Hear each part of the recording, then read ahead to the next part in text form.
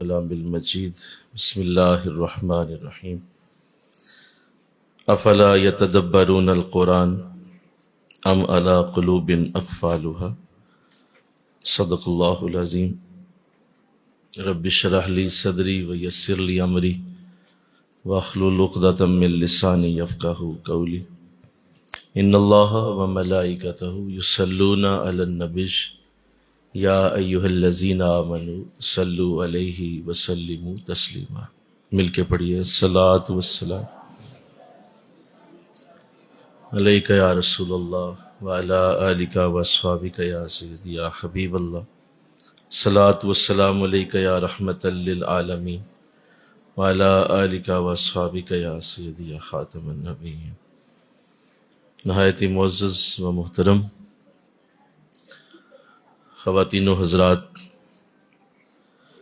و سامعین، الحمدللہ قرآن آسان کورس میں آج ہمارا پہلا موضوع مکمل ہونے جا رہا ہے، اور ہر سال کی طرح اس سال بھی جان کائنات صلی اللہ علیہ وسلم کی بارگاہ میں یہ ایک ہفتے کا مکمل ترتیب کے ساتھ آپ کی شانوں کا بیان آج مکمل ہو جائے گا۔ زندگیاں ختم ہوئیں اور قلم ٹوٹ گئے، زندگیاں ختم ہوئیں اور قلم ٹوٹ گئے، تیرے اوصاف کا ایک باب بھی پورا نہ ہوا۔ میں اور آپ ساری زندگی حضور کی شانیں بیان کریں اور یہ زمین صفحہ بن جائے اور سارے درخت قلم بن جائیں اور سارے سمندر سیاہی بنے، وہ سیاہی ختم ہو سکتی ہے، زمین ختم ہو سکتی ہے، وہ قلم گھس گھس کے ختم ہو جائیں گے، اور جو انسان لکھتے رہیں گے وہ بھی اپنی زندگیاں گزار کے مر کھپ جائیں گے، لیکن آقا دو جہاں کی تعریف ختم نہیں ہو سکتی۔ یہ تعریف کا باب کبھی بھی ختم نہ ہوگا۔ تو اللہ نے مجھے اور آپ کو بس یہ موقع دیا ہے، اور میں اس پہ ہزارہا شکر ادا کرتا ہوں کہ یہ ایک اللہ کی طرف سے دیا ہوا بہت بڑا موقع ہے کہ ہمیں حضور کی صفت اور شان کو زبان سے بیان کرنے کا موقع ملا اور آپ کو سننے کا موقع ملا۔ یہ وہ سعادت ہے جو انسان اپنے بازو کی قوت سے کبھی بھی حاصل نہیں کر سکتا۔ جسے اللہ چاہے اسے اپنے محبوب کی تعریف میں بولنے کی اجازت دے، اور جسے چاہے اسے سننے کا موقع عطا فرمائے۔ تو آج یہ موضوع مکمل ہوگا، اور ایک ایسی خوبصورت آیت پہ یہ موضوع مکمل ہونے لگا ہے جو واقعی اس قابل ہے کہ اسی پہ ہماری یہ گفتگو اختتام پذیر ہو۔ انشاءاللہ اگلے سال پھر مزید آیات کے ساتھ اللہ ہمیں دوبارہ موقع عطا فرمائے، انشاءاللہ کہیے مزید حضور کی محبت کی آیتیں اگلے سال پیش کرنے کا موقع ملے۔ قرآن پاک میں سورہ قلم میں اللہ نے آپ کی ایک عظیم الشان شان کا ذکر فرمایا۔ آپ کے پاس نوٹس موجود ہیں، غور کیجئے۔ سورہ قلم آیت نمبر 4، ارشاد فرمایا بسم اللہ الرحمن الرحیم وَإِنَّكَ لَعَلَىٰ خُلُقٍ عَظِيمٍ، اور بے شک اے نبی آپ صلی اللہ علیہ وسلم عظیم الشان خلق کے مالک ہیں۔ اللہ نے آپ کے اخلاق کی تعریف کے باب میں اسے رقم کیا ہے، اور آپ کی خود تعریف فرمائی ہے کہ آپ جیسا عظیم اخلاق اور کوئی نہیں ہو سکتا۔ اس سے پہلے کہ میں خلق عظیم جو آپ کے لیے قرآن نے لفظ استعمال کیا، خلق عظیم کو عرض کروں، اس سے پہلے دو خلق اور ہیں، یعنی دو لفظ اور ہیں جو خلق کے لیے بولے جاتے ہیں۔ ایک ہے خلق حسن اور ایک ہے خلق احسن، اور پھر آتا ہے خلق عظیم۔ تو یہ تین اخلاق ہیں جن کا ذکر اس باب میں کیا جاتا ہے۔ خلق حسن وہ ہے کہ اگر کسی نے آپ کے ساتھ زیادتی کی ہے، ظلم کیا ہے، اور کسی نے آپ کے ساتھ اگر کوئی بھی ایسا نامناسب عمل کیا ہے تو آپ کو اجازت ہے کہ آپ اتنا ہی نامناسب عمل اس کے ساتھ کر لیں. کسی نے ایک تھپڑ مارا ہے، آپ بھی ایک مار لیں. کسی نے ایک گالی دیا، آپ بھی ایک دے لیں. کسی نے ایک دھکا دیا، آپ بھی ایک دھکا دے لیں. تو یہ برابری کا عمل، اس کی اجازت ہے، لیکن اس سے زیادہ نہ کریں. جتنا اس نے کیا، ظاہر آپ کی جان ہے، آپ کی عزت ہے، آپ کو تکلیف ہوئی ہے تو آپ بھی اتنی تکلیف دے سکتے ہیں، لیکن اس سے زیادہ نہ دیں. یہ ہے خلق حسن، اچھا اخلاق ہے یہ. دوسرا ہے خلق احسن. خلق احسن یہ ہے کہ اگر کسی نے آپ کے ساتھ نامناسب عمل کیا ہے، کوئی بھی زیادتی کی ہے، ظلم کیا ہے، کوئی تکلیف دی ہے، تو آپ اسے معاف کر دیں. آپ اسے کہیں نہیں، وہ تیرا عمل تھا، یہ میرا عمل ہے، میں تمہیں معاف کرتا ہوں، اور اس میں کوئی بدلہ نہیں ہوگا کوئی میں تم سے اس کا تعارض نہیں کروں گا، اور اس کے بدلے میں تجھ سے کچھ بھی نہیں چاہتا. جو اس نے زیادتی کی ہے آپ اسے معاف کر دیں. یہ ہے خلق احسن. اب یہ دونوں خلق بڑے اچھے ہیں، لیکن قرآن جو خلق بیان کر رہا ہے وہ اس سے تیسرے درجے کا ہے. وہ خلق عظیم ہے جو اللہ نے حضور کے لیے کہا کہ آپ کا خلق نہ حسن ہے نہ احسن ہے، بلکہ آپ کا خلق، بولیے، عظیم ہے. تو یہ خلق عظیم کیا ہے؟ خلق عظیم یہ ہے کہ اگر کسی نے آپ کے ساتھ ظلم کیا، زیادتی کی، تکلیف دی، پریشان کیا، آپ کو ہرٹ کیا گیا، آپ کے لیے تنگی پیدا کی گئی، مشقت پیدا کر دی گئی، اور آپ کو دکھ دیا گیا، اب نہ صرف آپ اسے معاف کر دیں، بلکہ آپ اس کے بدلے میں اس سے اچھا سلوک کریں. آپ اس کو اس کی برائی کے جواب میں اچھائی پیش کریں. آپ کو اس نے تکلیف دی ہے، آپ اسے آرام دیں. مل کے کہو سبحان اللہ. اس نے آپ کی بد تعریفی کی ہے، آپ اس کی تعریف کریں. اس نے آپ کو محروم کیا ہے، آپ اسے عطا کریں. یہ حضور کا اخلاق ہے. مل کے کہو سبحان اللہ. یہ حضور کا طریقہ ہے، خلق عظیم. تو اللہ نے قرآن میں انسانی خوبیوں کا ذکر کیا، اور سارا قرآن انسانی خوبیوں کے ذکر سے بھرا پڑا ہے. اور اللہ نے ایک آئیڈیل انسان کی بہت ساری خوبیاں قرآن میں بیان کی ہیں کہ ایک آئیڈیل انسان صابر ہوتا ہے، شاکر ہوتا ہے، وہ نمازی ہے، وہ پرہیزگار ہے، وہ متقی ہے، وہ جو ہے بہت زیادہ حلم والا ہے، بردبار ہے. اور اللہ نے انسانی خوبیوں کی ایک مکمل لسٹ قرآن میں مختلف جگہوں پہ رکھی ہوئی ہے کہ یہ لوگ یہ خوبیوں والے ہیں. تو وہ ساری خوبیاں اگر اکٹھی کی جائیں تو اللہ نے ایک شخصیت کے اندر وہ ساری ہی خوبیاں پیدا کر دی، اور وہ رسول اللہ صلی اللہ علیہ وسلم کی ذات کریمہ ہے. کہ قرآن نے علیحدہ علیحدہ جن خوبیوں کا ذکر کیا، حضور کے اندر اسے اکٹھا کر دیا گیا.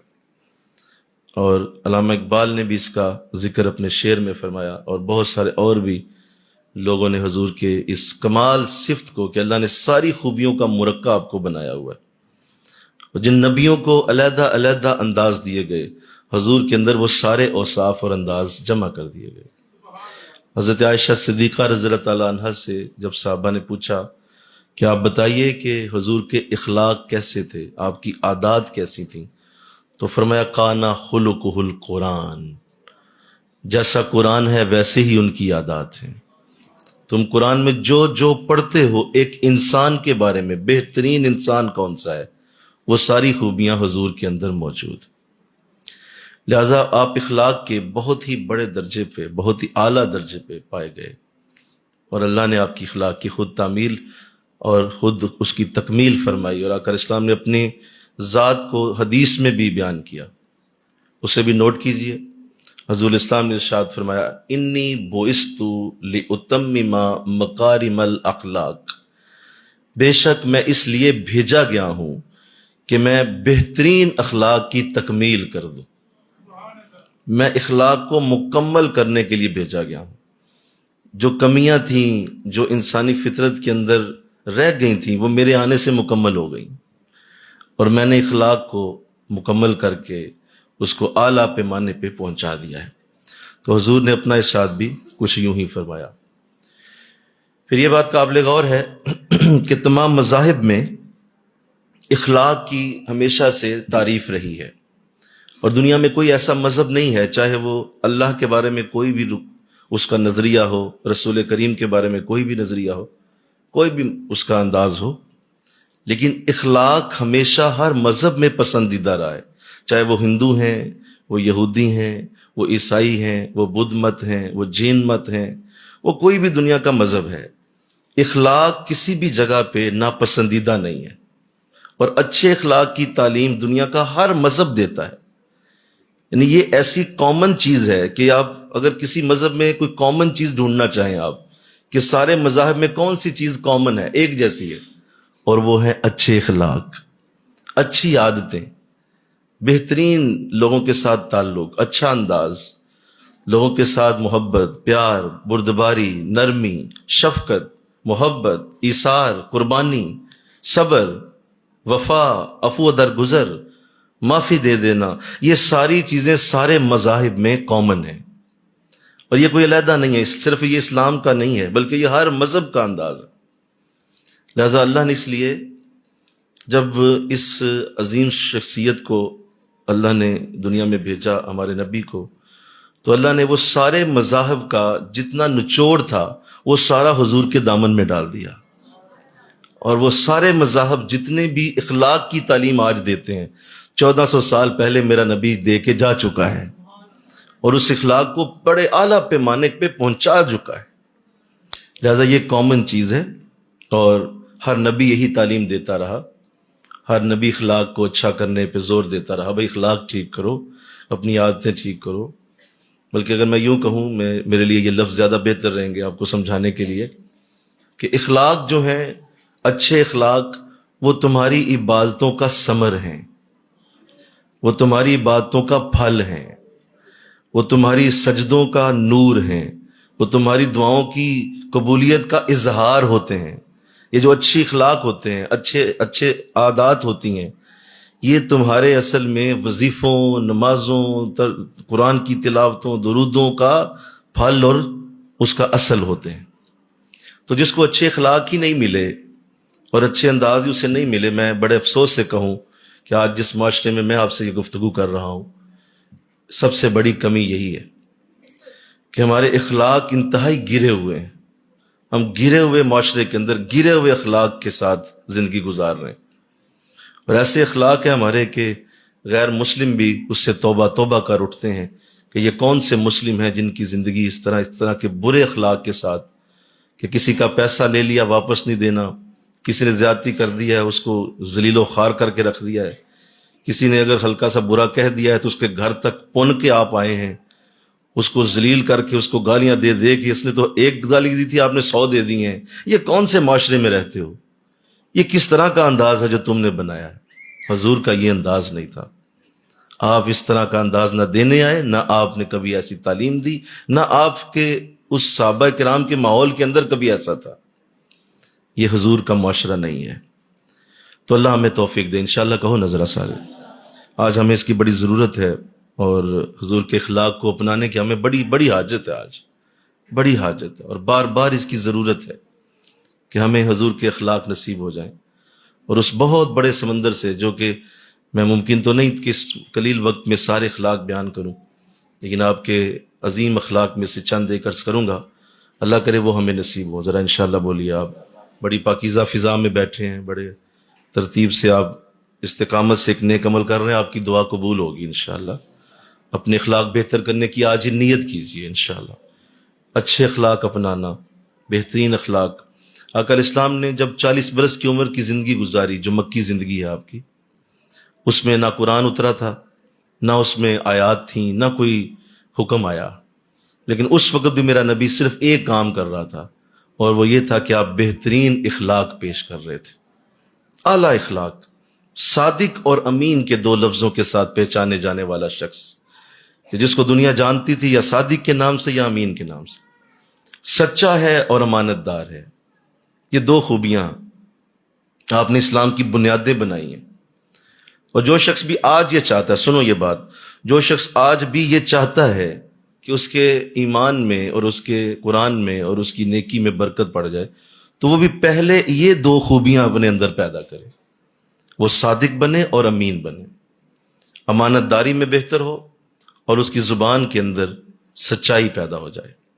یہ دو چیزیں اگر تمہیں مل گئی ہیں تو اس کے بعد تمہارا دین اس کی بنیادوں پہ کھڑا ہوگا۔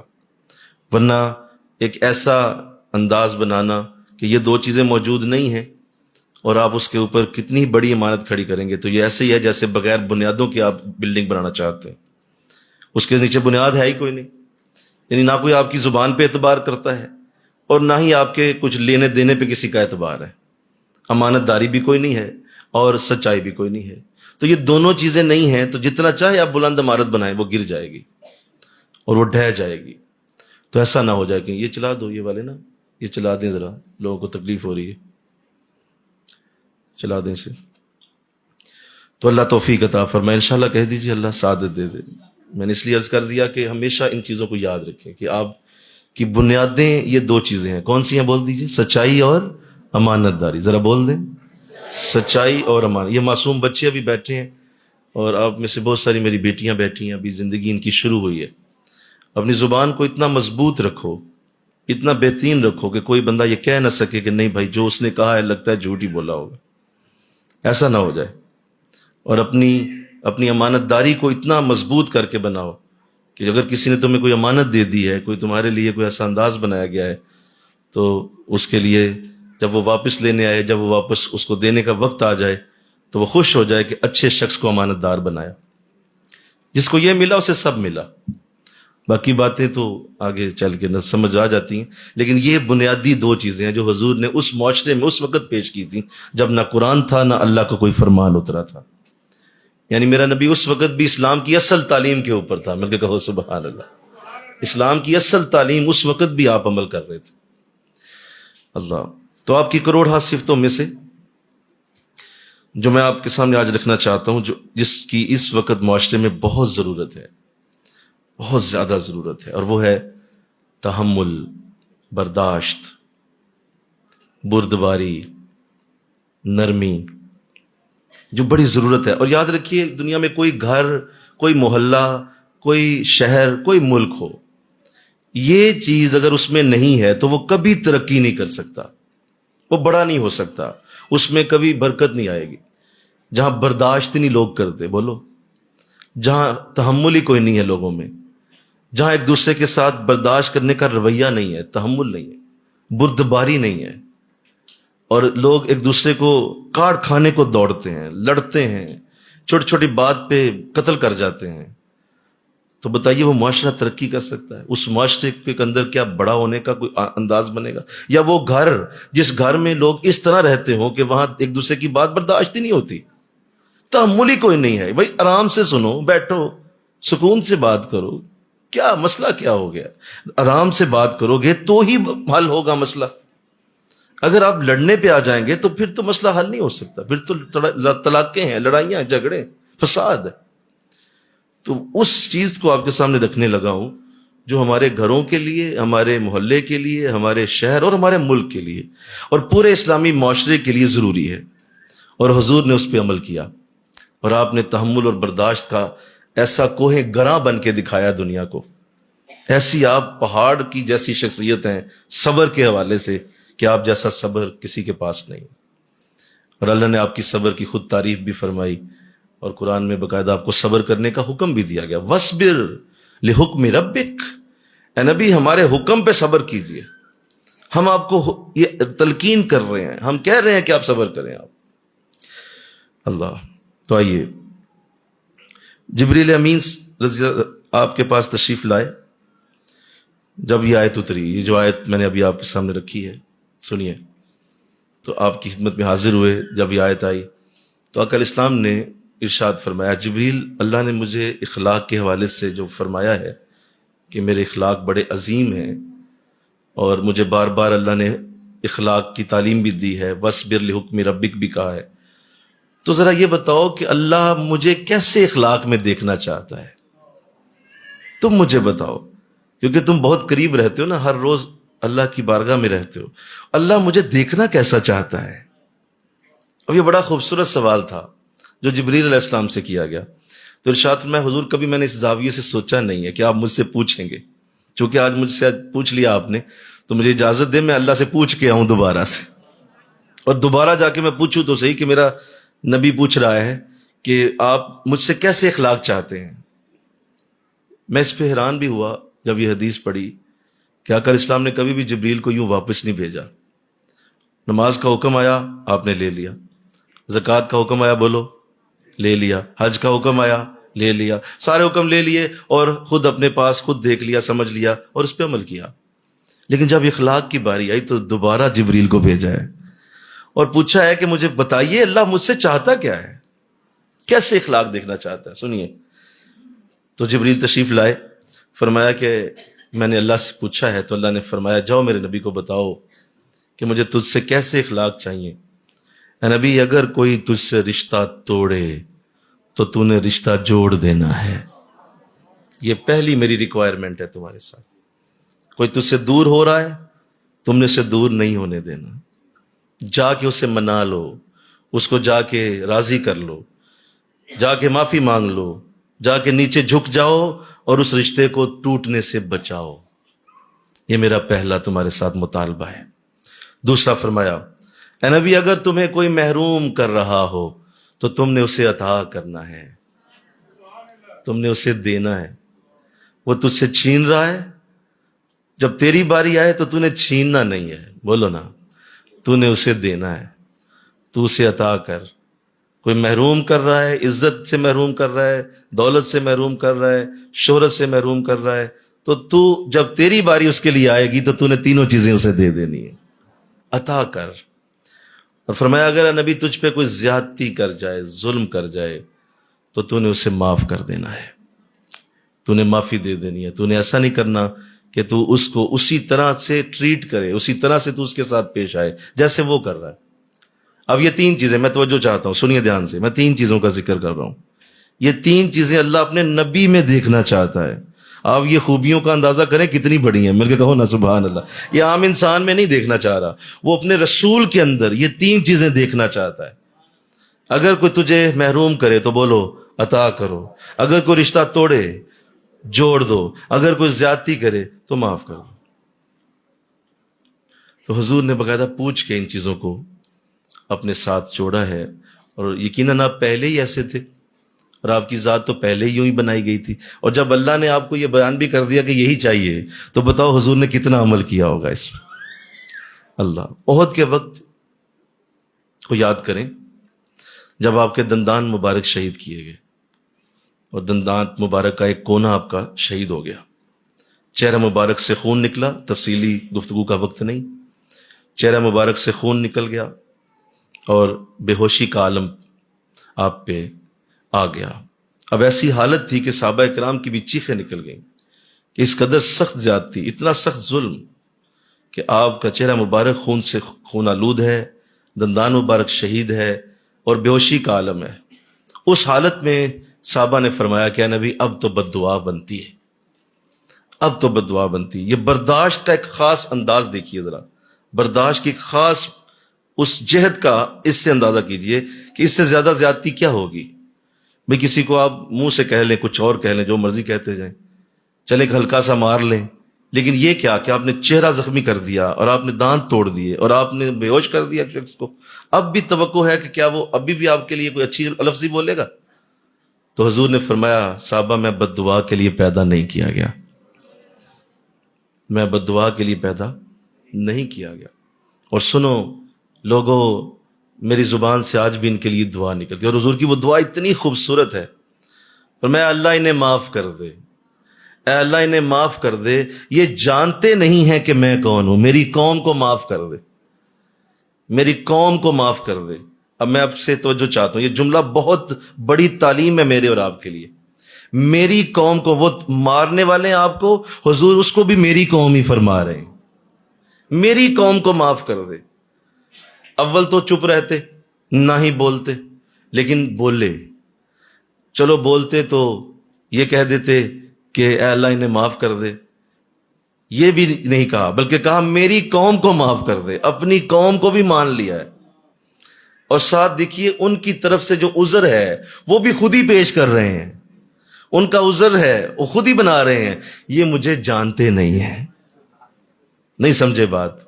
خود ہی عذر بنا رہے ہیں، خود ہی دعا کر رہے ہیں، اور اس مارنے والے لوگوں کو اپنی قوم بھی کہہ رہے ہیں۔ ایسی شان ہے میرے رسول کی، مل کے کہو نا سبحان اللہ، کہ اس مارنے والی قوم کو اپنی قوم کہہ دیا، عذر بھی خود ہی بتا دیا، اور دعا بھی دے دی، اے اللہ انہیں ہدایت دے دے، یہ مجھے نہیں جانتے۔ تو اللہ اکبر۔ حضرت عمر رضی اللہ تعالیٰ جب یہ دیکھا نا، سنو میں آج ظاہر ہے جب تک انسان پڑھتا نہیں نا بہت ساری چیزیں نظروں سے اوجھل رہتی ہیں، جب یہ واقعہ پیش آیا اور حضور نے جب دعا دی تو حضرت عمر رضی اللہ تعالیٰ عنہ چونکہ آپ بڑے ہی ذہین طبیعت کے انسان ہیں، فوراً آپ نے اس کو نوٹ کر لیا اور آپ نے کچھ لفظ بولے ہیں۔ پھر آپ نے ارشاد فرمایا حضور یہ آپ نے ابھی کیا بولا ہے، یہ کیا بول گئے آپ، میں نے کیا سنا آپ کی زبان سے؟ حضور میں نے نوح علیہ السلام کو بھی سنا آپ سے کہ جب نوح علیہ السلام پہ تکلیف آئی تو انہوں نے چیخ کے کہا مولا اب عذاب ان پہ اتار دو، وہ برداشت نہ کر سکے اور عذاب مانگ بیٹھے۔ آپ کیسے انسان ہیں کہ اتنی تکلیف کے بعد بھی لوگوں کی ہدایت ہی مانگ رہے ہیں آپ؟ میں قربان ہو گیا آپ پہ۔ حضرت عمر نے تعریف کی اسی وقت۔ اللہ اکبر۔ ہمیں آج اسی کی ضرورت ہے، انشاءاللہ کہو نا ذرا، ہمیں اسی کی ضرورت ہے۔ اسی طرح زینب نامی عورت، جب غزوہ خیبر ہوا تو حضور اسلام وہاں پہ تھے، اس وقت خیبر کے قریب تھے آپ، تو یہودیوں میں سے ایک عورت نے آپ کو گوشت کو بڑا خوبصورت بنا کے پکا کے بھیجا، زینب اس کا نام تھا، یہودیہ تھی۔ اب حضور کو علم بھی ہوا کہ یہ یہودیوں کی طرف سے آیا ہے، اور انہوں نے کہا کہ یہ چونکہ ٹھیک ہے جو بھی ہے آپ نے ہمارا علاقہ فتح کیا ہے، اس میں ہمیں کوئی نہیں ایسا، ٹھیک ہے دشمن ہیں دوست ہیں وہ علیحدہ ہے، لیکن ہماری روایت ہے کہ جو آئے ہم اسے کھانا پیش کر دیں۔ تو حضور اسلام نے اس یہودیہ عورت کا کھانا بھی آپ نے اجازت دے دی کہ لاؤ میں استعمال کروں گا، اور ایک یہودی عورت نے کھانا بنایا ہے، حضور نے اسے بھی تسلیم کیا، اور جب وہ کھانا کھایا گیا تو وہ زہریلا تھا، اس میں زہر تھا، اور جو باقی صحابہ نے کھایا وہ سارے شہید ہو گئے۔ آقا علیہ السلام نے بھی اسے استعمال کیا، یہاں تک کہ آپ نے پہلی بوٹی کھا لی، دوسری کھانے لگے تو بوٹیاں خود ہی بول پڑیں، اور انہوں نے بوٹیوں نے بتایا حضور کو کہ حضور ہمیں نہ کھائیے ہم زہر آلود ہیں۔ تو حضور اسلام نے جب بتایا صحابہ کو، صحابہ اسے پکڑ لائے۔ اب دیکھو زہر ڈال دیا، اتنا سخت زہر تھا کہ باقی صحابہ شہید ہو گئے، لیکن حضور چونکہ اللہ نے آپ کو لوگوں کے ہاتھوں سے کبھی بھی موت نہیں دینی تھی، اللہ نے وعدہ کیا ہوا ہے قرآن میں کہ اللہ آپ کی حفاظت کرے گا لوگوں سے، تو لہذا وہ موت آپ کو نہیں آنی تھی، تو اللہ نے آپ کو موت تو نہیں دی، لیکن آپ کو جب علم ہوا کہ اس عورت نے ایسا کیا ہے تو لایا گیا سامنے، تو وہ عورت ڈر رہی تھی، تو آپ نے فرمایا جا میں نے تجھے اللہ کے لیے معاف کر دیا، آپ نے اسے بھی چھوڑ دیا، حالانکہ سامنے پتہ ہے کہ یہ وہ بدبخت ہے جس نے زہر ڈالا، اس کے باوجود حلم ہے، بردباری ہے، برداشت ہے، تحمل ہے، رکنا ہے، لوگوں کو معاف کرنے کی ادا ہے، جو آج ناپید ہو چکی۔ باپ بیٹے کو برداشت نہیں کر رہا، بیٹا باپ کو برداشت نہیں کرتا، بیٹی ماں کو نہیں کرتی، ماں بیٹی کو نہیں کرتی، دوست دوست کو نہیں کر رہا، عزیز عزیز کو نہیں کر رہے۔ یہ ہم کیا، یہ جنگل ہے کیا ہے؟ یہ معاشرہ انسانوں کا، یہ جنگل ہے، یہ جانور ہے یا انسان ہے؟ ہم انسان ہیں، ہمیں حضور جیسے انداز کی ضرورت ہے، ہمیں ایسے انداز چاہیے، ہمیں معافی دینی پڑے گی، تبھی معاشرے چلیں گے، تبھی لوگ آگے بڑھیں گے، تبھی برکتیں پیدا ہوں گی، تبھی عزتیں پیدا ہوں گی۔ ایک بات کر دیتا ہوں، اور دیکھیے جب وہ وقت آیا تھا جب حضور پہ وہ پتھر برسائے گئے اور آپ کو طائف کے بازاروں میں سخت تکلیف دی گئی، تو آپ نے اس وقت بھی معافی دی، بولو کیا کیا تھا؟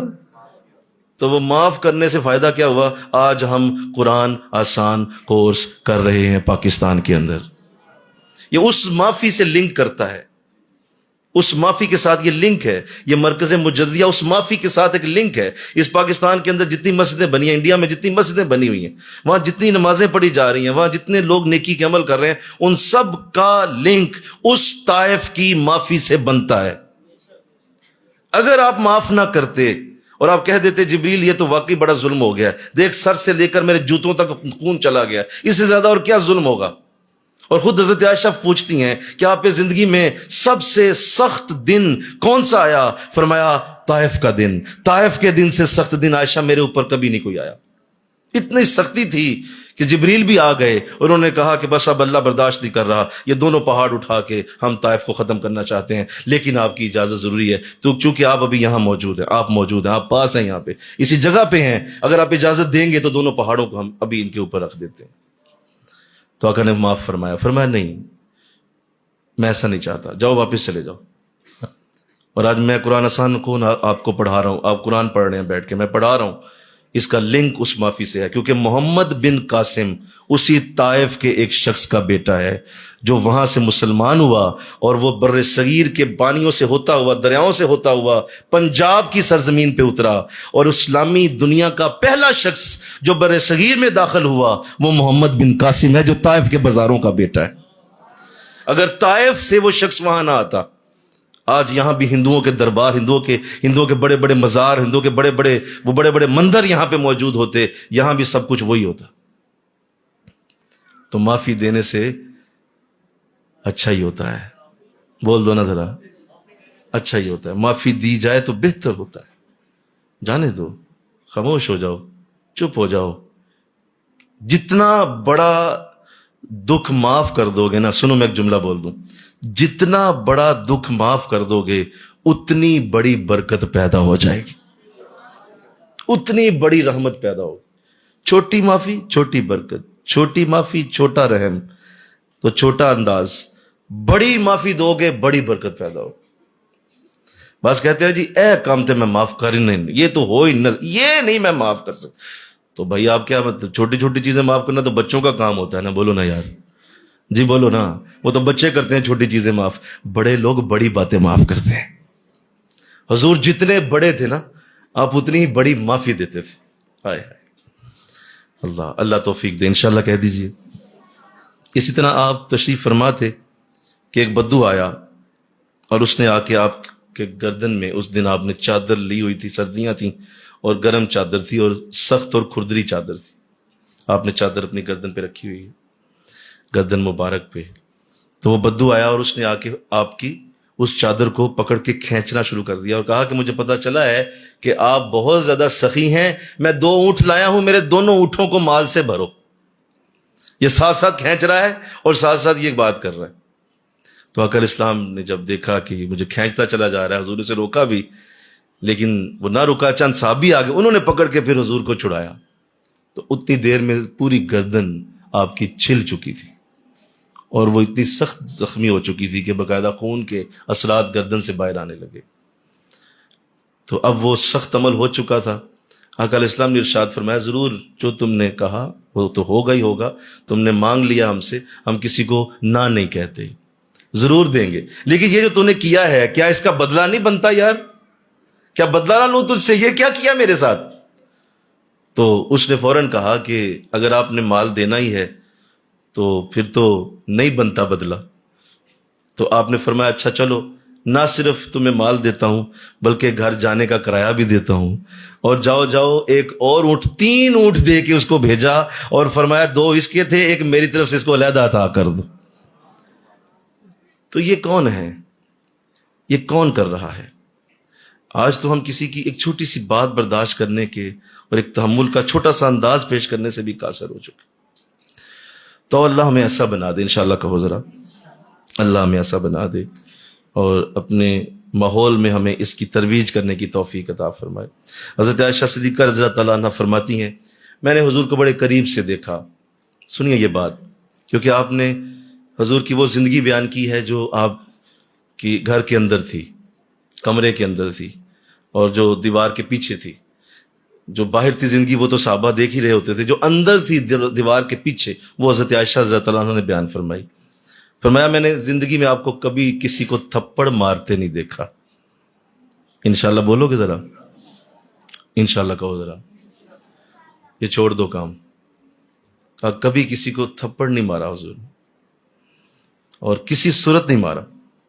بہت بڑی غلطیاں لوگ آپ کے سامنے کرتے رہے اور بہت بڑی غلطیوں کے ساتھ لوگوں نے آپ کے ساتھ زندگی گزاری، لیکن آپ نے کبھی کسی کو ایسا نہیں کیا، کبھی کسی کو بد دعا نہیں دی، کبھی کسی سے بدلہ نہیں لیا، اپنی کسی زوجہ سے، سنو، اپنی کسی زوجہ سے کبھی سختی نہیں کی۔ یعنی 11 بیویاں، ان میں سے ایک نے طلاق لے لی، ایک وصال کر گئی، 9 بیویاں. ساری زندگی 9 ازواج کے ساتھ حضور نے گزاری ہے، کبھی کسی پہ سختی نہیں کی، اور باقاعدہ کیٹیگرائز کر دیا، کیٹیگرائز کر کے گئے کہ اگر کسی نے اپنی بیوی کے ساتھ سختی کا لہجہ اختیار کیا تو وہ کمینہ شخص ہے. کیٹیگری بنائی اس کی کمینگی کی، اور کہا اگر کوئی بیوی کے ساتھ نرمی اور حلم کے ساتھ پیش آتا ہے، محبت کے ساتھ پیش آتا ہے، فرمایا کہ وہ اصل میں میری ذات کے ساتھ تعلق رکھنے والا ہے، میری ذات کا تعلق اس کے ساتھ ہے. تو ہم کیا کر رہے ہیں؟ ہمارے گھروں میں جو شدت اور تشدد ہو رہا ہے وہ کس کے گھر ہے؟ وہ کیا مسلمان کا گھر ہے جہاں بیوی کی تذلیل کی جائے، جہاں بیوی کے لیے جو ہے وہ ایسے انداز بنائے جائیں کہ ایک مرد ہو کے ایک مرد کی طاقت کو استعمال کرنے کے لیے تمہیں بیوی نظر آتی ہے؟ کیا اس عورت کے اوپر تمہارا جو انداز ہے وہ بنتا ہے ایسا کرنا؟ جو بھی ہے، جیسے بھی ہے، کوئی بھی سختی والا معاملہ ہے اس پہ نرمی اختیار کریں، اس کے لیے آپ دوسرا رستہ اختیار کریں، لیکن یہ سختی والا معاملہ حضور نے منع کیا ہوا ہے. اور جس نے وہ لفظ اپنے لیے کبھی استعمال کرنا ہو نا تو وہ حضور کی زبان سے سن لے حضور نے اسے کیا بولا ہوا، اور حضور نے بولا ہے، یہ کسی عام شخص کی بات نہیں کر رہا ہوں. آقا نے اسے وہ لفظ بول کے کہا کہ یہ وہ ہے بدبخت جو اپنی بیوی کے اوپر سختی کرتا ہے. اور ہم بڑی مردانگی سمجھتے ہیں اسے، ہم کہتے ہیں لو دسو ہمارا کنٹرول ہی اس سے ہوتا ہے، ہمارا کنٹرول ہی. بھئی یہ انداز تو نہیں ہے حضور کا، یہ تو آقا نے کبھی نہیں کیا. تو انشاءاللہ کہو نا ذرا، انشاءاللہ کہو ذرا، اللہ توفیق دے دے. یہ حضرت عائشہ کی مکمل ایک ترتیب کے ساتھ آپ نے بیان کیا کہ میں نے ساری زندگی میں یہ کام حضور سے کبھی ہوتے نہیں دیکھے. یہ آقا کا خلق نہیں ہے، یہ حضور کا اخلاق نہیں. اللہ. اور پھر وہ وقت جب فتح مکہ ہوئی تو دنیا نے ایسے مناظر دیکھے ہیں کہ آج بھی ریسرچ کرنے والے ان مناظر کے اوپر کبھی بھی جب بھی آتے ہیں تو وہ ان مناظر کو بھول نہیں پاتے کہ 21 سال جن لوگوں نے ترسا ترسا کر ذلیل کرنے کی حد کر دی. سنو جملہ، 21 سالوں میں، لفظ بہت لمبے ہیں نا، وقت بہت لمبا ہے، بولو 21 سال انہوں نے پورے لگائے حضور کو تنگ کرنے میں، پریشان کرنے میں، دکھی دینے میں، دکھ کرنے میں، اور حضور کو بہت بڑی پریشانی اور دکھ کے اندر مبتلا کرنے میں 21 سال لگا دیے. میرے نبی نے ایک لمحے میں انہیں معاف کر دیا. آہا، نہیں سمجھے نہیں آپ ابھی بھی. ایک لمحہ اور 21 سال، یا نہیں سمجھے ابھی بھی؟ آپ ذرا اس کا مزہ تو لیں، ذرا 21 سال کا وقت ذرا کھولیں، اور ایک لمحہ، کوئی اس کا موازنہ نہیں بنتا. حضور نے ایک لمحے میں انہیں معاف کر، دیر نہیں لگائی. لا تثریب علیکم اليوم، تم میں سے آج کسی پہ کوئی مواخذہ نہیں ہے. یہ وہی کہتا ہوں جو یوسف نے اپنے بھائیوں کے لیے کہا، جس طرح حضرت یوسف نے اپنے بھائیوں کو کہا تھا جاؤ آج تم پہ کوئی مواخذہ نہیں. میں بھی اسی لفظ کو اپنے بھائی کے لفظوں کو استعمال کرتا ہوں، لا تثریب علیکم اليوم، تم پہ آج کوئی مواخذہ نہیں. ہم کہتے ہیں کوئی میرے دانت تھلے آئے تو صحیح، میرے دانتوں کے نیچے جس دن آئے گا نا کچا چبا جاؤں گی، اسے میں چھوڑوں گی نہیں. اور بدلہ لینے کے لیے ترس رہے ہوتے ہیں، رو رہے ہوتے ہیں، پٹ رہے ہوتے ہیں، اندر تک اتر رہے ہوتے ہیں، کسی طرح موقع بنے بدلہ لو. حضور کے پاس کیا نہیں تھا اس وقت؟ کہو نا سبحان اللہ. مکے کے حکمران ہیں، کوئی پوچھنے والا نہیں ہے، ساری فوج آپ کی ہے، پورا مکہ شہر آپ کے زیر نگیں ہے، اس کے باوجود معاف کر دیں.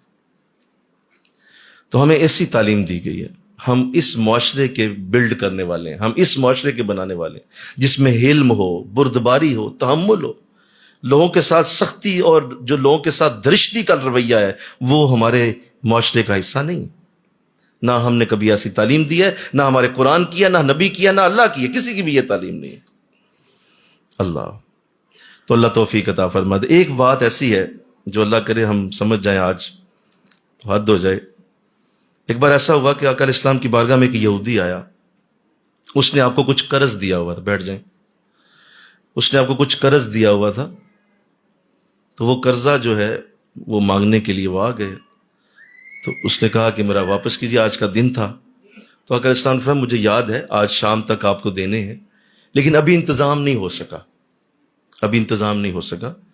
لیکن وہ کہنے لگا کہ نہیں میں تو لے کے ہی جاؤں گا، کسی صورت بھی جانے نہیں دوں گا آپ کو، اور یہاں بیٹھے میرے پاس، میرا مال مجھے دیں، یہاں سے آپ جا نہیں سکتے. اب یہ ظہر کا وقت تھا، آپ نے فرمایا ٹھیک ہے میں یہیں بیٹھتا ہوں جب تک انتظام نہیں ہو جاتا، تاکہ تجھے یہ تسلی رہے کہ میں بھاگ نہیں گیا۔ تو حضور وہاں بیٹھ گئے، عصر بھی ہو گئی، مغرب بھی ہو گئی، عشاء بھی ہو گئی، اگلے دن کی فجر بھی ہو گئی، حضور وہیں بیٹھے رہے۔ اب صحابہ بھی آ گئے، انہوں نے آ کے کہا کہ باز آؤ، اتنی دیر سے تم نے نبی کو بٹھایا ہوا ہے، اور وہ کہہ بھی رہے ہیں کہ انتظام ابھی نہیں ہے، جب ہوگا تو دے دوں گا۔ اب دیکھو یہ بھی دن میرے نبی کی زندگی میں آیا ہوا ہے، بولو نا، بولیے، یہ دن بھی آیا ہوا ہے۔ یہ جو قرض دار ہوتے ہیں انہیں تسلی دی جائے، انہیں ذرا دل ٹھنڈا کرنے کا کہا جائے، دیکھو نبی کی زندگی میں بھی یہ دن آیا ہوا ہے۔ ایسا ہوا تھا کہ ظہر سے لے کر اگلی فجر تک حضور بیٹھے رہے۔ اب وہ جب اتنا وقت گزر گیا تو اس نے خود ہی کہا کہ اب پھر بتائیے کیا ارادہ ہے؟ تو آپ نے فرمایا نہیں ابھی تو انتظام نہیں ہے، ہاں یہ ہے کہ جو ہی ہوگا تمہیں دے دوں گا۔ تو اس نے کہا چلیں وہ تو اب بعد میں دیں گے، پہلے ذرا مجھے کلمہ پڑھا دیں پہلے۔ نہیں ذرا مل کے کہو نا ذرا۔ تو صحابہ حیران رہ گئے، کہا عجیب آدمی ہو، پہلے ظہر سے آج فجر تک بٹھایا ہوا ہے اور اب کلمہ پڑھ رہے ہیں۔ تو اس یہودی نے کہا نہیں اصل میں ہوا یہ ہے کہ میں نے یہ سارا کچھ پوری منصوبہ بندی سے کیا تھا، میری کتاب میں، ہماری تورات میں، اور ہمارے جو بڑے بڑے عالم ہیں یہودی عالم، انہیں مجھے آخری نبی کی کچھ علامتیں بیان کی تھیں، تو میں نے ان علامتوں کو دیکھنے کے لیے ایسا کیا۔ ہماری کتابوں میں یہ لکھا ہے کہ جو آخری رسول ہوگا وہ کبھی بھی کسی کے ساتھ سختی نہیں کرے گا، اور وہ ہمیشہ نرمی کرے گا، اور وہ ہمیشہ کبھی بھی کسی کے ساتھ زیادتی اور ظلم والا انداز نہیں بنائے گا، اور اگر اس کو کسی کے لیے طویل وقت انتظار بھی کرنا پڑ جائے تو وہ تب بھی کرے گا۔ تو میں نے وہ ساری علامتیں ان میں مکمل دیکھ لیں، اسی لیے کلمہ پڑھ کے اسلام لایا۔ تو یہ وہ حلم اور بردباری، اگر حضور جلدی کرتے آپ لڑ پڑتے بھئی جانے کیوں نہیں دیتا، جانے کیوں نہیں دیتا، فلاں کیوں نہیں کرتا، تو اس وقت تو ایسا نہ ہو پاتا۔ وہ حلم اور بردباری سے وہ شخص ایمان لے آیا۔ تو آج ہم بھی اگر چاہتے ہیں اپنے ارد گرد بدلنا چاہتے ہیں، ذرا انشاءاللہ بولو ذرا، ہم بدلنا چاہتے ہیں لوگوں کو، تو ایسے نہ بدلیے، کہہ کے نہ بدلیے، اپنے حلم اور بردباری میں آ جائیں، لوگ بدل جائیں گے، لوگ بدل جائیں گے۔ ایک غلام تھا نا کسی کا، تو حضور گزر رہے تھے تو وہ غلام کو ڈانٹ رہا تھا، تو آپ قریب چلے گئے، آپ نے فرمایا اسے کیوں ڈانٹ رہے ہو؟ فرمایا حضور فلاں کام غلط کیا ہے اس نے، فلاں کام غلط کیا ہے۔ فرمایا تو کوئی بات نہیں، غلط ہو گیا ہے نا، تم اسے معاف کر دو، وہ ٹھیک کر دے گا نا، معاف کر دو اسے۔ فرمایا حضور کیا تھا معاف، وہ پھر غلط کرتا ہے۔ فرمایا پھر معاف کر دو۔ فرمایا حضور پھر کیا تھا، وہ پھر غلط کرتا ہے، کتنی بار معاف کروں؟ فرمایا ایک دن میں 70 بار۔ جی ایک دن میں 70 بار معاف کرو۔ تو اندازہ کیجئے کہ یہ حلم، یہ ٹھنڈک آج معاشرے سے کتنی ناپید ہو چکی ہے۔ دو لوگ جا رہے ہیں سڑک پہ، ہلکا سا سائیکل ٹچ ہو گیا، موٹر سائیکل ٹچ ہو گئی، باہر نکل کے اس نے خاندان پون دیا اس کا۔ یار کس معاشرے میں رہتے ہو یار، ہلکا سا وہ ٹچ ہو گیا ہے، دونوں ٹکرا گئے، ٹھیک ہے دونوں صحیح ہو نا، شکر ہے اللہ کا، کوئی زخمی نہیں ہوا، کوئی نہ وہ ہوا ہے نہ تم ہوئے ہو۔ کون لوگ ہو؟ کب تک ایسے زندگی گزارو گے جانوروں والی؟ اپنے آپ کو حضور کے اخلاق میں ڈالو، انشاءاللہ کہو، اپنی زندگی آسان کرو، اپنی زندگی کو نرمی میں بدلو، گھروں کے اندر ایسا انداز بناؤ، باہر ایسا انداز بناؤ، اور کہو کہ بھائی ہم حاضر ہیں، اگر کوئی معاملہ ایسا بن بھی گیا ہے تو انشاءاللہ میری زبان سے سختی نہیں سنو گے۔ تو اللہ نے دیکھیے قرآن میں باقاعدہ حضور کی اس نرمی کی تعریف کی ہے، لن تلاہم کے الفاظ قرآن نے اتارے، اے نبی یہ بدو ہیں سارے، یہ تیری نرمی دیکھ کر تیرے قریب آ کے بیٹھتے ہیں، انہیں نہیں پتا تو رسول ہے نبی ہے، یہ نہیں جانتے، یہ تیری نرمی اتنی ہے کہ تیرے قریب آ کے بیٹھ جاتے ہیں، ورنہ انہیں تو سمجھانا دنیا کا مشکل ترین کام ہے۔ یہ نرمی کی وجہ سے آتے ہیں۔ تو خاندان کا اچھا ہے، چہرے کا اچھا ہے، تیرے اخلاق بڑے اچھے ہیں، وہ علیحدہ بات، تیری زبان کی نرمی اتنی ہے کہ یہ اس نرمی سے کھنچتے ہوئے آ جاتے ہیں اور تجھ سے تعلیم لے لیتے ہیں، ورنہ ان کو سمجھانا ممکن ہی نہیں۔ تو یہ اصول بنائیے، انشاءاللہ کہہ دیجئے۔ اس کے بعد دوسری جو حضور کی صفت ہے جو کہ بہت ہی خوبصورت ہے، جس کی میرے معاشرے کو آج بڑی ضرورت ہے، مجھے 2 منٹ زیادہ دیجیے گا آج، وہ ہے جود و کرم اور سخاوت. میرے نبی کا جود و کرم، سخی ہونا، دل کا کھلا ہونا، اوپن مائنڈڈ اور لوگوں کے لیے کھلے ذہن کا شخص. اس دنیا میں اگر کھلے ذہن کو دیکھنا ہو تو میرے نبی سے کھلا ذہن دنیا میں کسی کا نہیں ہو سکتا، جس کے لیے قرآن نے الم نشرح لک صدرک کے الفاظ اتارے. ہم نے آپ کا سینہ کھول دیا. تو وہ جود و کرم، سخاوت کا انداز ایسا ہے کہ حضرت عائشہ صدیقہ رضی اللہ عنہا ہی آپ کے لیے فرماتی ہیں کہ میں نے حضور کو کبھی نہیں کہتے نہیں سنا، کبھی نہیں بولا. کسی نے آپ سے کچھ بھی مانگا دیا. ایک شخص آپ کے پاس آ گیا، ان دنوں میں بڑی آپ مدینہ میں ریل پیل تھی، تو اتفاق سے 2 پہاڑوں کے درمیان بکریوں کا ایک بہت بڑا ریوڑ وہ حضور کے پاس تھا، اور وہ غریب تھا اور وہ اپنے قبیلے کے لیے حضور کے پاس آیا. اس نے کہا میرا قبیلہ بھی اس وقت غربت میں ہے، بڑی سخت پریشانی ہے، تو مجھے کچھ عطا کیجئے، کچھ دے دیجئے تاکہ میں لے جاؤں اپنے لیے، قبیلے کے لیے کچھ دے دیجئے. آقا اسلام نے وہ ساری ہی بکریاں اسے عطا فرما دی، وہ ساری بکریاں دے دی اسے. فرمایا یہ لے جاؤ ساری. پہلے تو یقین نہ آیا، اس نے کہا جی یہ 10 لے جاؤں. کہا 10 نہیں، یہ ساری. کہا جی 20. کہا جی نہیں ساری. کہا 30. کہا نہیں ساری لے جاؤ، جتنی ہے ساری لے جاؤ. وہ پورے 2 پہاڑوں کے درمیان بکریاں وہ جب لے کے اپنے قبیلہ میں پہنچا تو اس نے اعلان کرنا شروع کر دیا.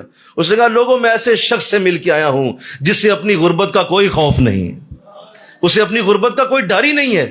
آؤ تم بھی آؤ اور آ کے اسلام قبول کر لو. یہ بڑا ہی اعلیٰ سخاوت والا شخص، یہ دینے والا ہے اللہ. تو اللہ نے آپ کو ایسا سخی بنایا کہ جو بھی آپ کے پاس آیا کبھی نہیں بولا، کبھی نہیں کہا. ایک بار ایسا ہوا کہ 90,000 درہم حضور کے پاس لائے گئے. کتنے بولیے؟ 90,000. ایک ڈھیر لگ گیا مسجد نبوی میں، ڈھیر لگ گیا. حضور قریب آ گئے اور جب وہ ڈھیر دیکھا تو آپ نے فرمایا بلاؤ سب کو. اب سنیے بڑے دھیان سے. صحابہ آتے گئے، حضور تقسیم کرتے رہے. مجھے کہو سبحان اللہ. حضور تقسیم کر رہے ہیں. کیسے خوش نصیب تھے جن کے ہاتھوں میں حضور ڈال رہے ہوتے تھے. ہائے کیسے خوش نصیب تھے جن کے ہاتھوں میں حضور خیرات وہ ڈال رہے ہیں. صحابہ لیتے جا رہے ہیں سب خوشی سے، یہاں تک کہ ابو بکر بھی آ گئے. فرمایا حضور مجھے بھی دے دو، مجھے بھی تھوڑا سا دے. فرمایا لے لیں. عمر کو بھی دے دیا، سب کو دیا رضی اللہ تعالیٰ عنہم. جب وہ ختم ہو گیا تو ایک صحابی بعد میں آئے اور اس وقت کچھ بھی نہیں تھا. تو اس نے کہا حضور میں ذرا لیٹ ہو گیا، دیر ہو گئی، مجھے بھی عطا کیجیے. فرمایا یار اب تو ختم ہو گیا، لیکن ایسا کر تو بازار جا، تجھے جو چیز چاہیے بازار سے لے لے، پیسہ میں بعد میں دے دوں گا، پیسہ میری طرف سے ادا ہو جائے گا. تو جا اپنی ضرورت کی چیزیں بازار سے لے لے اور میرا نام لکھوا دے وہاں پہ. کبھی ایسا بھی کرو نا، انشاءاللہ کہو نا، کبھی کرو گے کبھی ایسا کہ کسی کے لیے ایسا بھی کرو، جا بازار چلا جا اپنی مرضی سے لے لے، جا کے نام میرا لکھوا دینا. یہاں تو بس لے لو، کھینچ لو، اپنی جیبیں بھر لو. ان بدبختوں کو دیکھو جنہوں نے ہمارے ملک کو سنبھالا ہو. ان بدبختوں نے جو حالات آج ہمارے ملک کے کر دیے. یہ جو ان بیلنس معاشرہ ہو چکا ہے، ایک طرف اتنی دولت ہے، اتنی بہتات ہے کہ سمجھ نہیں آتی کہ مال کہاں سے آ رہا ہے، کدھر جا رہا ہے. اور ایک بیچارے ایسے ہیں کہ 2 وقت کی کیا 1 وقت کی روٹی کا بھی انہیں کوئی پتہ نہیں کہ کہاں سے آنی. اتنی ان بیلنس لائف تب ہوتی ہے جب ظالمانہ نظام بن جائے، ظالمانہ نظام، ورنہ ایسا ہو نہیں سکتا. فرمایا دے دو، جاؤ جا کے وہاں سے لے لو. اچھا وہ صحابی جب گئے نا، تو میں نے جیسے کہا کہ حضرت عمر رضی اللہ عنہ حضور کی ان باتوں کو بڑا نوٹ کرتے تھے. تو آپ نے ارشاد فرمایا حضور آپ نے اتنی بڑی ذمہ داری لے لی، اب وہ پتہ نہیں کیا لے لے گا. مجھے کہو نا سبحان اللہ. پتہ نہیں کیا لے گا. گاڑی خرید لے، بولو نا بھائی کو بہت بڑا اونٹ خرید لے. کیا کرے؟ گاڑی اس لیے کہا اس دور میں ہوتا تو گاڑی لے لیتا جا کے. تو کچھ بھی لے لے. حضور آپ نے یہ کیا کر دیا، کیسے ادائیگی ہوگی؟ تو آقا اسلام نے بڑا خوبصورت جملہ بولا اور وہ لکھ لیں آج دل کے اوپر. ارشاد فرمایا عمر یاد رکھ، جب بھی تو غریبوں کو دے گا اللہ تجھے کبھی بھی خالی نہیں چھوڑے گا، ضرور تجھے عطا کر دیا جائے گا. تو غریبوں کو دینے کی عادت بنا اور اللہ سے غربت کا خوف نہ رکھ. دیا کر لوگوں کو. یہ جمع کر کے رکھنا، جمع کر کے اندر سنبھال کے لاکرز کے اندر یہ بڑے بڑے جو ہے وہ سونے کے انبار لوگوں نے بنائے ہوئے، کس کام کے آنے ہیں؟ اور ظالموں باہر نکالو، لوگوں کی ضرورت پوری کرو. کسی کو دے دو، کسی کی ضرورت پوری ہو جائے گی. اور چونکہ ایسا ذوق ہی نہیں، ایسا شوق ہی نہیں، تو فرمایا کہ یہ میرے نبی کا انداز ہے. مل کے کہو نا سبحان اللہ. خرچ کرتے جاؤ. فرمایا جس معاشرے کے اندر، سنیے، جس معاشرے کے اندر جتنے زیادہ بھوکے لوگ ہیں، سمجھ لیں کہ امیروں نے ان کا حق کھایا ہوا ہے. وہ بھوک اس لیے ہے کہ وہ بھوک اور ننگ اس لیے ہے کہ وہ اصل میں ان کا حق تھا، لیکن وہ ظالمانہ نظام نے وہ پیسہ ان کی جیبوں میں ڈال دیا ہو. وہ ان کا اپنا نہیں ہے. تمہاری غلط فہمی ہے، جو تمہارے لاکر میں تمہارے اکاؤنٹ میں لاکھوں پڑے ہیں وہ تمہارے ہیں، وہ تمہارے نہیں ہیں. وہ اصل میں تم اس ظالمانہ نظام کا فائدہ اٹھا کر اسے جمع کر کے اپنے پاس رکھے ہوئے ہو. وہ غریبوں کے پیسے ہیں، انہیں واپس کرنے پڑیں گے. وہ واپس دو، وہ جن کے ہیں انہیں دو. حضور سفر میں تھے، سنیے، سفر میں تھے تو دیکھا کہ کچھ لوگوں کے پاس کھانا ہے، کچھ کے پاس نہیں ہے. تو صحابہ کو دیکھا، فرمایا صحابہ میں دیکھ رہا ہوں کچھ ساتھیوں کے پاس کھانا موجود ہے، کچھ کے پاس نہیں ہے، بلاؤ سب کو. جب بلایا گیا تو فرمایا کہ اب یوں کریں کہ جن کے پاس کھانا ہے وہ دینا شروع کریں اور جن کے پاس نہیں ہے اس کو عطا کریں. یوں کیا ہوا کہ سارا وہ کھانا تقسیم ہو گیا اور پورے کے پورے لشکر میں ہر بندے کے پاس کھانا پہنچ گیا. تو صحابہ فرمانے لگے ہمیں اس دن سمجھ آئی کہ حضور معاشرے کو کیسے بنانا چاہتے ہیں. معاشرے کو کیسے بنانا چاہتے ہیں کہ اگر تم نے کسی کو دینا ہے تو اس طرح دو کہ سب کے ساتھ ایکول ٹو تقسیم ہو جائے اور سارا معاشرہ سکھی ہو جائے اور سارے معاشرے کے اندر وہ برکتیں پھیل. اللہ. پھر آقا علیہ السلام نے فرمایا کہ تم میں سے کوئی شخص مومن نہیں ہو سکتا. سنو یہ حدیث کہ اس کا ہمسایہ بھوکا ہے اور وہ پیٹ بھر کے کھا رہا ہے. صحابی نے پوچھا حضور ہمسائے کہاں تک ہوتے ہیں؟ فرمایا 40 گھر سامنے، 40 گھر پیچھے. نہیں سمجھے ابھی بھی؟ 40 گھر دائیں، 40 گھر بائیں. فرمایا یہ گول دائرہ کھینچو، یہ گول دائرہ ہمسایہ ہوتا ہے. اس کا مطلب یہ ہے کہ اتنا حضور نے اعلیٰ تعلیم دی ہے کہ ان 40 گھروں میں کوئی ایک شخص بھی بھوکا نہ سو پائے تمہاری وجہ سے. پتہ کرو، ایک گھر میں اگر پکا ہوا ہے اسے اگلے گھر میں دیکھ لو، اس میں پکا ہوا ہے اسے اگلے گھر میں چلے جاؤ، اس سے پکا اگلے گھر میں جاؤ، ادھر جاؤ ادھر جاؤ، جہاں تک لوگوں میں ایسا انداز دیکھو گے لوگوں میں تقسیم کرو. انشاءاللہ کہو ذرا آج میرا معاشرہ اس سے محروم ہو چکا ہے اور میرے سامنے ایسی کئی مثالیں ہیں اور دل خون کے آنسو روتا ہے کہ لوگ کس طرح سے دولت کو جمع کر کر کے اپنے گھروں اور محلوں کو اور اپنے بڑے بڑے جو ہے وہ رتبوں اور مقاموں کو بناتے چلے جا رہے ہیں. اور میرے حضور کی امت جو ہے وہ اس وقت بڑی سخت تکلیف میں. تو اللہ ہمیں ایسی توفیق دے دے. انشاءاللہ کہو آپ تو ایسے بنو گے نا؟ انشاءاللہ ضرور بنے، اپنے لیول کے مطابق بنے، اپنے لیول کے مطابق جتنا آپ کا لیول ہے لوگوں میں تقسیم کریں. اللہ. پھر آقا علیہ السلام کی ایک عادت، آخری بات کر رہا ہوں، آپ کی بڑی خوبصورت عادت یہ تھی کہ نہ صرف آپ دیا کرتے تھے، یارو ذرا دھیان سے سننا، یہ بڑی نازک بات، کہیں گرا نہ دینا. نہ صرف آپ دیا کرتے تھے بلکہ آپ خود مانگنے پہ ابھارا کرتے تھے. دیکھو ایک تو وہ ہوتا ہے کہ لوگ بیٹھے ہوں اور آپ بیٹھے ہوئے ہیں تو چلو کوئی آ گیا ہے اور اس نے آ کے جو ہے وہ مانگا تو آپ نے دے دیا، ٹھیک ہے دے دیا آپ نے، مانگا تو دے دیا. ایک یہ ہے کہ وہ مانگ کے جانا چاہتا ہے، حضور جانے نہیں دے رہے. نہیں سمجھے آپ ابھی بھی؟ حضور جانے نہیں دے رہے اسے، حالانکہ وہ مانگ چکا ہے اور مانگ کے اس کی وہ طلب پوری کر دی گئی ہے، لیکن حضور فرما رہے ہیں نہیں یار اور مانگ لے. یہ انداز کہاں سے لاؤ گے کہ حضور مانگنے پہ ابھارتے تھے، کہتے تھے اور مانگو. اللہ. ایک آیا نا شخص صاحب کے پاس ملنے، ایسے ہی آ گیا اور اس نے آ کے یہی بات کر دی حضور کی بارگاہ میں. صحابہ بیٹھے تھے، حضرت علی رضی اللہ تعالیٰ عنہ سے یہ حدیث روایت ہے. آپ فرماتے ہیں کہ میں بھی وہیں تھا کہ جب وہ شخص آیا اور اس نے کہا کہ اللہ کے رسول مجھے پتہ چلا ہے کہ آپ کو اللہ نے بڑی سخاوت دی ہے تو مجھے کچھ عطا کریں، مجھے کچھ عطا کریں. تو حضور خوش ہو گئے. فرمایا اچھا کیا عطا کروں، کیا چاہتے ہو؟ فرمایا مجھے ایک اونٹ عطا کر دیں، میں نے سفر لمبا کرنا ہے، ایک اونٹ دے دیجیے. فرمایا کوئی حرج نہیں، صحابہ ایسے اونٹ دے دو. صحابہ کو حکم ہوا، وہ اونٹ لا کے دے دیا گیا. وہ بڑا خوش، ایک دم خوش ہو گیا کہ اتنی جلدی میری آرزو پوری ہو گئی. اونٹ آ گیا. جب دیا گیا نا تو وہ جانے لگا، اونٹ کو موڑ کے دروازے کی طرف جانے لگا. آپ نے فرمایا اسے روکو ذرا. وہ رکا، قریب آیا، کہا اور مانگو، اور کیا چاہیے تمہیں؟ اب وہ بڑا خوش ہو گیا. اس نے کہا اچھا اور مانگو. اس نے کہا اچھا پھر ایسا کریں کہ یہ اونٹ خالی ہے، اس کے اوپر کجاوا ہوتا ہے جس میں بیٹھنا ذرا آسان ہو جاتا ہے، اگر کجاوا بھی مل جائے. اب حضرت علی رضی اللہ عنہ فرماتے ہیں جب حضور نے اسے کہا نا کہ اور مانگ تو میرا دل اچھل کے حلق میں آ گیا، کیونکہ ایسا انداز حضور جب بناتے ہیں نا تو اس کا مطلب حضور بہت کچھ دینا چاہتے ہیں. تو آپ فرمانے لگے کہ میرا جی چاہے میں اسے کونے میں لے جاؤں، اسے گائیڈ کروں کہ تجھے کیا مانگنا چاہیے. لیکن وہ شخص کہنے لگا کہ مجھے کجاوا دے دے. تو حضور نے فرمایا جاؤ کجاوا لاؤ. کجاوا لایا گیا، وہ اونٹ پہ رکھ دیا گیا. وہ بڑا خوش ہو گیا. اس نے کہا یہ تو میری موج ہوگی, کجاوا مل گیا, اونٹ ملا. کہا جی مجھے اجازت. کہا نہیں, اور بھی مانگ لو, کیا چاہیے تمہیں.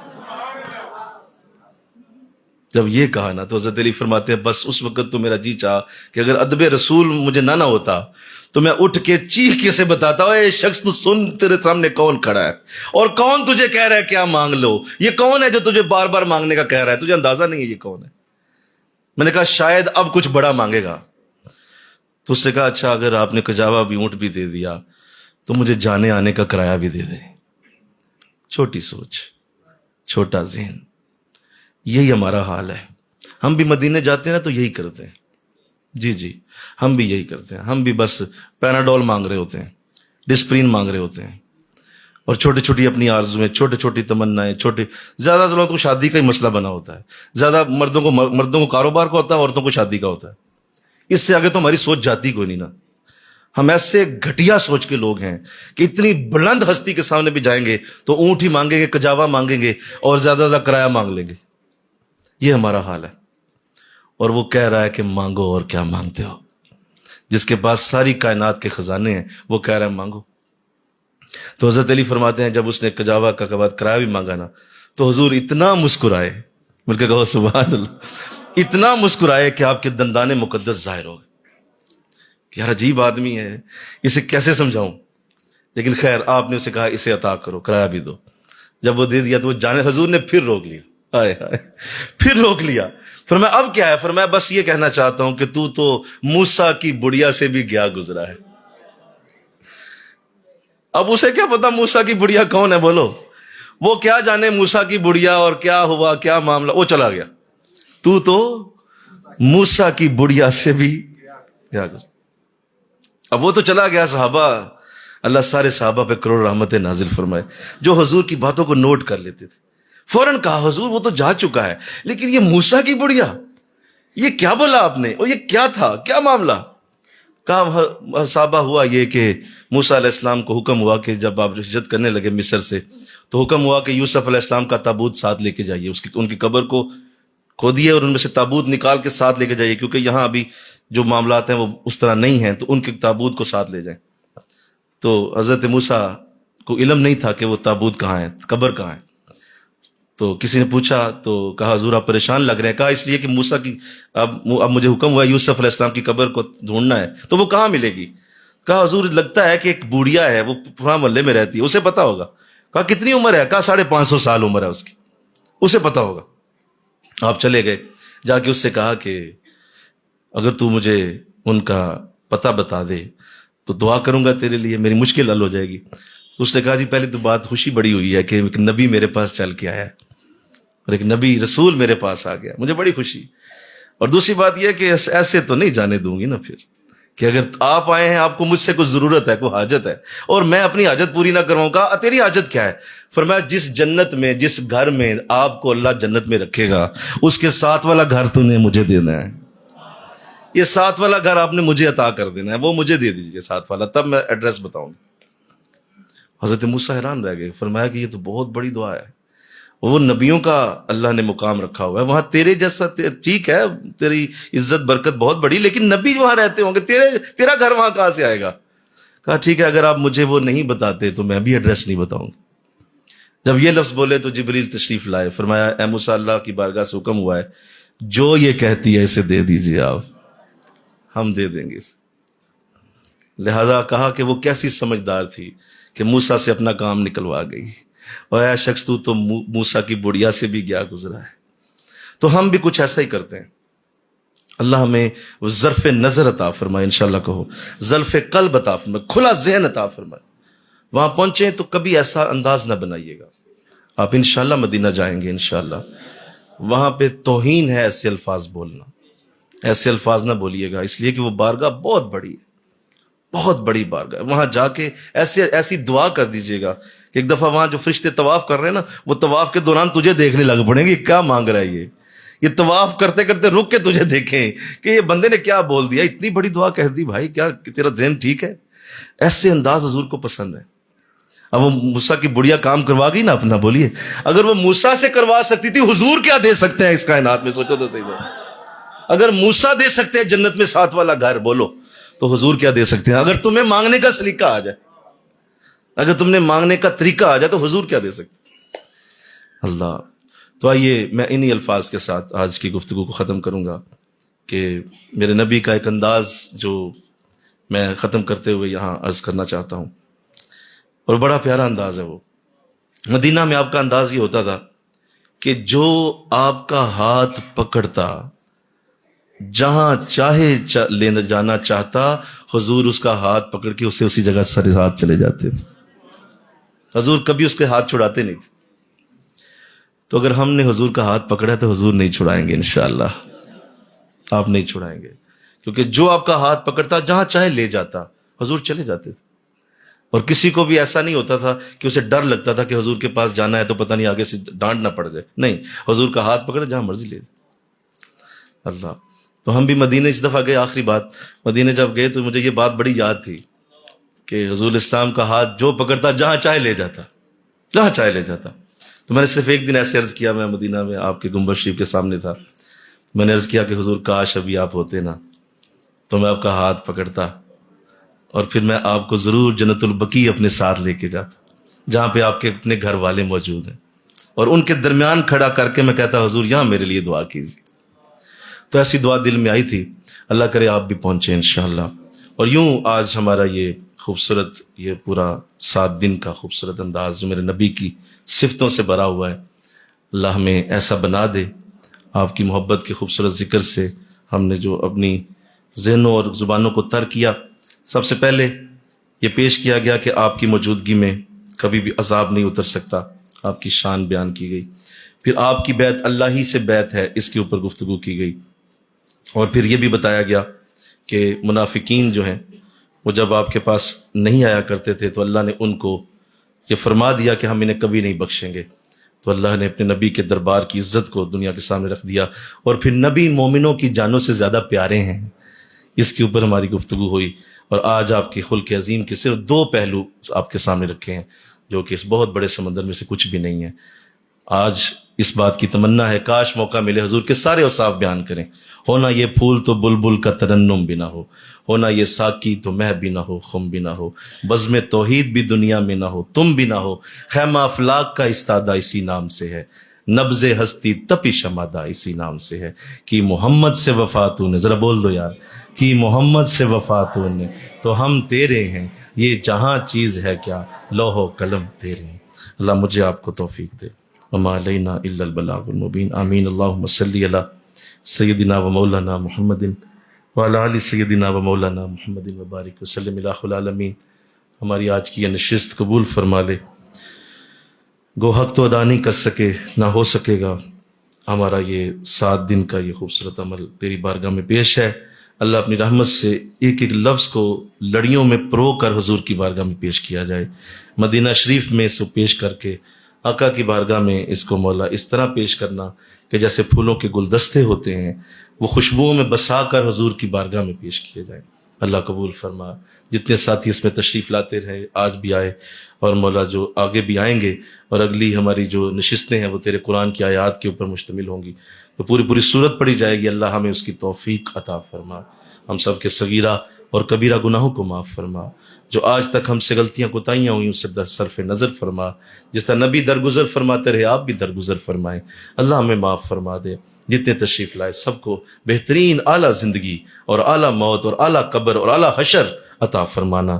لا حول ولا قوت الا باللہ العلی العظیم. جو ساتھی ہمارے ساتھ مستقل کام میں مصروف ہیں، بعض بیچارے وہاں سیکیورٹی کی ڈیوٹی دے رہے ہیں لوگوں کے لیے، وہاں کھڑے ہیں، مولا راستہ ان کے لیے ہموار کر رہے ہیں، بعض مولا دیگر اپنی ڈیوٹیوں میں مصروف ہیں. جو ساتھی قرآن آسان کورس میں جس ڈیوٹی میں مصروف ہے، اللہ سب کی ڈیوٹیاں اللہ قبول فرمانا، سب کی ڈیوٹیاں قبول فرمانا. لا حول ولا قوت الا باللہ العلی العظیم. وصلی اللہ تعالی رسول خیر خلقہ محمد وآلہ وصحبہ اجمعین برحمتک. السلام علیکم ورحمۃ اللہ وبرکاتہ. خواتین کل تشریف لائیں گے.